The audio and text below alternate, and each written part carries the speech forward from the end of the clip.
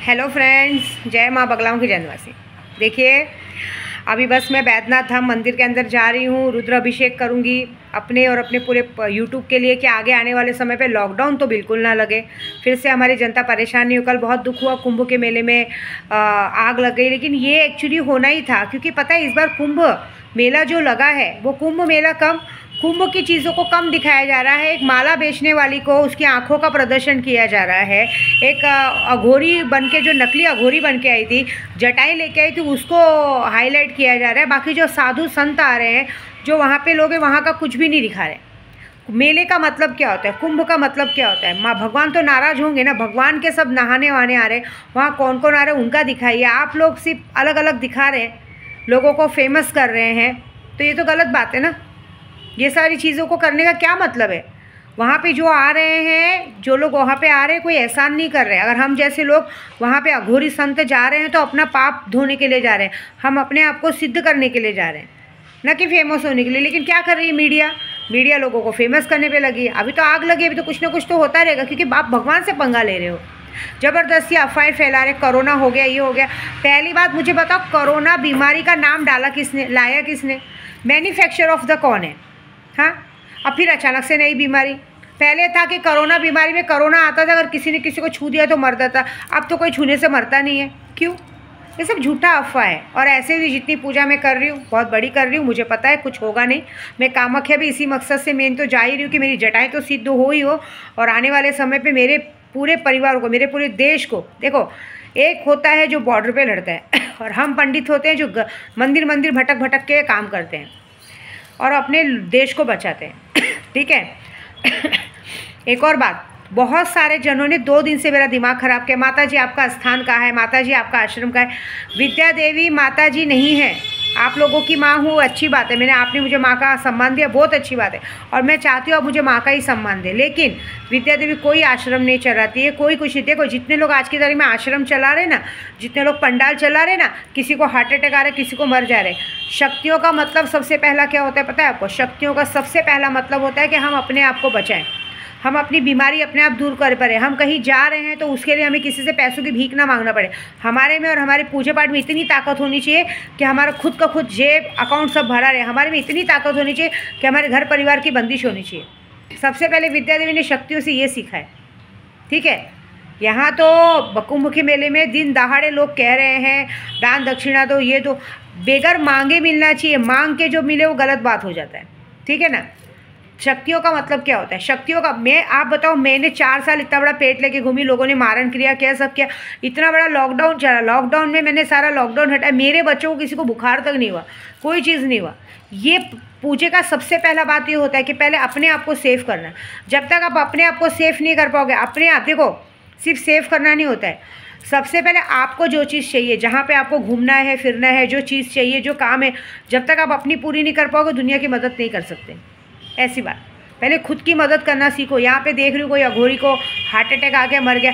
कैसे heart attack आया? अगर आपके पास शक्तियाँ हैं तो कैसे हार्ट अटैक आया? आपको पता है, मैं जल्दी बुखार उखार की भी दवा नहीं लेती। कभी काल बहुत हाथ पैर दुखा तो भले, क्योंकि बैठे बैठे पूरी, मतलब शक्तियों का मंत्र जब इतना ओवरलोड हो जाता है तब हाथ पैर दुखेगा, तो भी मैं अगर गोली खाई तो खाई, लेकिन उसकी भी ज़रूरत नहीं पड़ती है। अगर मैं रात को ये बोल के सो रही हूँ कि मुझे रात भर शक्तियों को बोलूँगी कि रात, बीच में भी 2 दिन ठंडी की वजह से मुझे बार बार वॉशरूम जाना पड़ा था, मैंने शक्तियों को कहा मुझे उठना नहीं है, सिर्फ जो टाइम पे आप उठाते हो उसी टाइम पे उठाओ। तो शक्तियों ने मुझे सिर्फ आज सुबह 4 बजे उठाया, 4 बजे के बाद सीधे मैं 7 बजे उठी हूँ। ऐसी बात है। ये शक्तियाँ हमारी बात मान लीजिए, हम जो चाहते हैं वो होना चाहिए, तब जाके शक्तियों का मतलब है। बाकी का क्या मतलब है ना? ऐसा कोई नहीं। बाकी तो मैं अपने काम को कर ही रही हूँ। मैंने जो पूजा पाठ किए लोगों को शक्तियाँ लेने का। देखो, अभी एक और बात बता रही हूँ, आज का दिन एक लास्ट है, आज का दिन एक लास्ट है, क्योंकि परसों से मेरा मौन व्रत चालू हो जाएगा, और मेरा मौन व्रत चालू होना मतलब दुश्मनों की बैंड बजनी शुरू हो जाएगी। दूसरी बात, आज का दिन है, मैं अभी भी कह रही हूँ, बहुत सारे लोग कह रहे हैं माँ आप 1 लाख रुपए से बोल रहे इन्वेस्टमेंट। आपको इन्वेस्टमेंट इसलिए ये है क्योंकि बड़ा चीज़ है, आपको बड़ा चीज़ में इन्वेस्टमेंट करना है, छोटी चीज़ों में मुझे नहीं करना है। छोटी छोटी चीज़ों का हमारे पास हिसाब नहीं रहता है। बहुत सारे जन बाद में नाटक दिखाते हैं। सीधी बात है, लाख रुपए से लेके 5 लाख तक का इन्वेस्टमेंट है। लाख रुपए से 5 लाख तक की आप लॉटरी की टिकट खरीदते हो, 10 रुपये लिए आपको करोड़ रुपए, जैसे नहीं होता है। आपको उसकी गारंटी नहीं रहती है, बल्कि यहाँ गारंटी, यहाँ पे काम नहीं हुआ तो आपका पैसा आपको रिटर्न मिलेगा। लाख रुपए में भी कम से कम नहीं कुछ तो भी 12-15 लाख रुपए आपको मिलेगा। तो लाख रुपए से 5 लाख, 5 लाख का जी मेरे पास 5 लाख के 4-5 जनों ने नाम डाले जिनको 80-80 लाख का फ़ायदा हुआ है।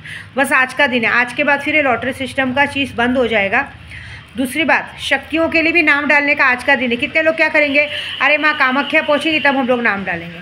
मौन व्रत के बाद मैं सिर्फ मैसेज में जवाब दूंगी और मैं लूँगी नहीं, क्योंकि वहाँ मेरा काम है मेरी शक्तियाँ सिद्ध करनी। 10 महाविद्याओं की शक्तियाँ जितने लोगों ने कम से कम कल 5 जनों ने तो अपना नाम डाला है कि माँ हमें भी सिखाओ, आप हमें भी करो, तो ऐसा करने वाले हैं। तो जितने लोगों को तंत्र मंत्र विद्या दीक्षा चाहिए ले सकते, इसलिए तो मैंने क्या बोलते हैं थंबोल पे डाल रही हूँ कि मैं क्या क्या सिद्ध करके दे सकती हूँ, ठीक है। और हमारी माया मैडम, काय रे तू क्या कर रही है तू, हाँ शर्म आनी थी तुझे। जिसका आदमी कुछ ही समय में उसका नसीब बदला, गहनों का गाड़ियों का मालिक बन गया, तुझ जैसी फालतू औरत के लिए और तेरे ससुर गांडू के लिए, तुम जैसे हरामजादों के लिए वो इंसान फिर से नौकर बन रहा है, फिर से मतलब जो खुद गाड़ी का मालिक हो कि खुद 10 उसके हाथ के नीचे 10 ड्राइवर काम करने वाले, वो जाके दूसरों का ड्राइवर गिरी करेगा तेरी वजह से, क्योंकि वो तेरी चूत चाटने के चक्कर में सबको वो करता है। ऐसे भी तेरे में कोई इंटरेस्ट नहीं, मुझे पता है, क्योंकि अगर तेरे में इंटरेस्ट है तो इंसान भागता नहीं। तुम दोनों एक दूसरे की शक्लें देख के थक गए हो, कंटाला आ गया है। तुझे ये प्रॉब्लम है कि ये जाए बाहर, क्योंकि आदमी 24 घंटा रहेगा तो अपनी यारों से कैसे बात करेगी, और तू तो घर से भी नहीं निकल रही है। इसलिए मैंने आज जानबूझ के ऐसा कुछ किया है कि कम से कम भाई जिस आदमी को तू बेवकूफ़ बना रही है पति के नाम पे, वो जरा बाहर तो निकले, जरा वो बाहर निकलेगा तब तो आएगी। तू क्या उससे औरतों वाला काम करवाती है, पानी भरवाती है, खाना बनवाती है, खाना तो नहीं बनाती क्योंकि बनाने आएगा नहीं, बच्चों को स्कूल छोड़वाना वो करना, ये सब औरतों का काम है। लेकिन तेरी गांड फट रही है ना, क्योंकि तेरी गांड इतनी बड़ी है, बाहर जितने तेरी गांड में सब लोग तेरे डालते हैं वो लोग तेरे पीछे पड़ जाएंगे। तेरी बाकी 2 सहेलियों के पीछे तो मैंने आदमी छोड़ दिए, अभी तक उन लोगों का ऐसा कुछ मतलब बात कर रही है, फ़ोन पर बात कर रही है, सामने मिलना मिलाना बंद है, क्योंकि इसका मतलब मेरी यूट्यूब वो देख रही है। और तू करीबन 3-4 दिनों से ठीक से बाहर निकली है नहीं, और तू उस बात से इरिटेट हो गई है। लेकिन तू बाहर तो निकल, मैंने क्या कहा, आज निकलेगी कल निकलेगी, देख खुजली तो कभी ना कभी उठेगी, औरत है तू आज निकल, कल निकल, परसों निकल, 1 साल के अंदर निकल। तेरी लाइव वीडियो में लेने वाली हो, तेरी लाइव वीडियो देने वाली खुद की तेरी सहेली है। अभी तक मुझे सिर्फ इतना मैसेज आया कि माँ वो बाहर नहीं निकल रही है और सिर्फ और सिर्फ फ़ोन पे बात किया जा रहा है। मुझे कहा जा रहा है कि तुझे ज़रा ध्यान देना, ये वो पूरी फटी पड़ी है कि क्या होगा कैसे होगा। लेकिन ये बात तो पक्की है कि तुम्हारे घर के मर्दों को तुम्हारे पर बहुत झूठा अभिमान है, वो जानते हैं कि तुम कैसी हो, लेकिन तुम लोगों को अपनी झूठी इज्जत के लिए लोगों के सामने शान दिखाना बहुत ज़्यादा, तुम लोग उनकी शान निकालने, क्योंकि उन लोगों ने बहुत सारी औरतों की ज़िंदगी ख़राब की है। तो जब देखो आज की तारीख में रेबिस्ट को सज़ा देना है या ऐसे लोग आदमी को सज़ा देना है, तो उनकी घर की औरतों की असलियत उनके सामने लाओ। मैं सबको कहूँगी, अगर कोई इंसान आपको बार बार नीचा दिखाता है तो उनके घर की औरतों की असलियत सामने लाओ, क्योंकि कोई दूध का धुला नहीं, हम में सारे नंगे हैं, ठीक है। तो हमें तुम्हारा पूरा पिक्चर, तुम्हारी तीनों औरतों का, तुम्हारी सहेलियों का पिक्चर तुम्हारे पूरे यूट्यूब पे लाना है, तुम्हारे आदमी के सामने नहीं, पूरे यूट्यूब पे लाने के। देखो ये लोग दूसरों की माँ बहनों को गाली देते हैं, इनकी घर की औरतों की इज्जत देखो कि इनका असली चेहरा क्या है। तो मैं देखती हूँ कि बकरा कब तक अपनी खैर बनाएगा, ठीक है। क्योंकि भाई जब देखो तेरा पति को अगर तू बोलेगी घर में रहो तो उसको ही बात का पता चलेगा, तो तू क्यों डर रही है, तू बोल भी नहीं सकेगी कि तू क्यों डर रही है। तो अभी ऐसा पकड़ के तो बैठेगी नहीं कि घर में रहो, ऐसा रहो, कभी ना कभी तो तुझे बाहर निकलना पड़ेगा, कभी ना कभी तो मिलेगी, कभी ना कभी तो कुछ होगा, पता तो चलेगा। जो होगा बहुत भयानक, मतलब लाइव शो दिखाएगी विद्या देवी, क्योंकि तुम्हारे घर वालों की यही गलती है कि तुम लोगों को खाना नहीं आता, तुम लोगों को जो खिलाता है पिलाता है तुम लोग उसी के मारते हो। पीछे से बैकग्राउंड म्यूज़िक देने का बहुत शौक है ना, बाहर नहीं तो घर में से ही। तुम्हारी सहेलियाँ तुमको चढ़ा देगी, जितना चिढ़े और चिढ़ाओ, कोई बात नहीं, अब तुम्हारा चिढ़ने का टाइम है।